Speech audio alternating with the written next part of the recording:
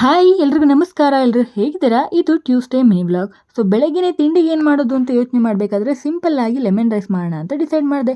ಹೇಗೆ ಮಾಡೋದು ಅಂತ ಕ್ವಿಕ್ಕಾಗಿ ರೆಸಿಪಿ ನೋಡಬೇಡ. ಒಂದು ಪ್ಯಾನ್ಗೆ ಎಣ್ಣೆ ಹಾಕ್ಕೊಂಡು ಸಾಸಿವೆ ಕರಿಬೇವನ್ನ ಹಾಕ್ಕೊಂಡು ಸಣ್ಣದಾಗಿ ಕಟ್ ಮಾಡಿ ಇಟ್ಕೊಂಡಿರೋ ಹಸಿರು ಮೆಣಸಿನ್ಕಾಯಿ, ಕಡಲೆ ಬೀಜ ಮತ್ತು ಕಡಲೆಬೇಳೆನ ಹಾಕ್ಕೊಂಡು ಎಣ್ಣೆಯಲ್ಲಿ ಚೆನ್ನಾಗಿ ಫ್ರೈ ಮಾಡ್ಕೋಬೇಕು. ನಂತರ ಜಜ್ಜಿಟ್ಕೊಂಡಿರುವಂತಹ ಬೆಳ್ಳುಳ್ಳಿನ ಸೇರಿಸ್ಕೊತಾ ಇದ್ದೀನಿ. ನಂತರ ಕಟ್ ಮಾಡಿ ಇಟ್ಕೊಂಡಿರುವಂತಹ 3 ಗಡ್ಡೆ ಈರುಳ್ಳಿನ ಸೇರಿಸ್ಕೊಂಡು ಎಣ್ಣೆಯಲ್ಲಿ ಚೆನ್ನಾಗಿ ಫ್ರೈ ಮಾಡ್ಕೋಬೇಕು. ನಂತರ ರುಚಿಗೆ ತಕ್ಕಷ್ಟು ಉಪ್ಪನ್ನ ಸೇರಿಸ್ಕೊತಾ ಇದ್ದೀನಿ. ಹಾಗೂ 1-2 ಚಿಟಿಕೆಯಷ್ಟು ಅರಿಶಿನ ಸೇರಿಸ್ಕೊತಾ ಇದ್ದೀನಿ.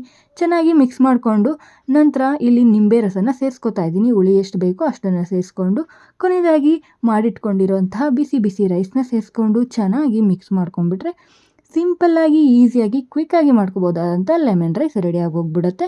ಜೊತೆಗೆ ನಾನು ಬ್ಯಾಲೆನ್ಸ್ಡ್ ಮೀಲ್ ಅಂತ ಮೊಟ್ಟೆನ ತೊಗೊಂಡಿದ್ದೀನಿ, ಪ್ರೋಟೀನ್ ಬೇಕಲ್ವ, ಹಾಗಾಗಿ ಜೊತೆಗೆ ಕುಕುಂಬರ್ನ ತೊಗೊಂಡಿದ್ದೀನಿ. ಇದು ಮಧ್ಯಾಹ್ನದ ಊಟಕ್ಕೆ ನಾನು ಇಲ್ಲಿ ಬೆಂಡೆಕಾಯಿ ಸಾಂಬಾರನ್ನ ಮಾಡ್ಕೊಂಡೆ. ಸಿಂಪಲ್ಲಾಗಿ ತುಂಬ ಚೆನ್ನಾಗಿತ್ತು. ಅಡುಗೆ ಕೆಲಸ ಎಲ್ಲ ಮುಗಿಸಿ ತಿಂಡಿ ತಿಂದ್ಕೊಂಡು ನಾನು ರೆಡಿಯಾಗಿ ಆಫೀಸ್ ಕಡೆ ಬಂದಿದ್ದಾಯಿತು. ಸೊ ಆಫೀಸಿಗೆ ಬಂದು ಮಿರರ್ ಮುಂದೆ ನಿಂತ್ಕೊಂಡು ಪೋಸ್ ಕೊಟ್ಟಿದ್ದು ಆಯಿತು.